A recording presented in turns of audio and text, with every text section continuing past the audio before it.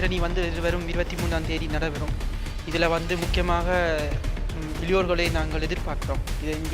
இந்த போராட்டம் வந்து இளையோர்கள் இந்த கையில் இருக்குது.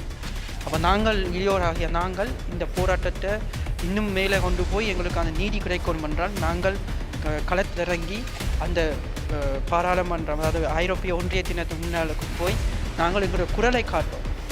சொன்ன மாதிரி திவிஷா சொன்ன மாதிரி நாங்கள் குரலை காட்டினாலும் இன்னுக்கு வேலையிலும் செய்து கொண்டு எங்களோட குரலையும் காட்டிக்கொண்டு நாங்கள் இன்னும் இருக்கிறோம். உங்களுக்கு இன்னும் நீதி தேவை என்று நாங்கள் கேட்கணும். நாங்கள் சில இனங்களை கண்டிருக்கிறோம்.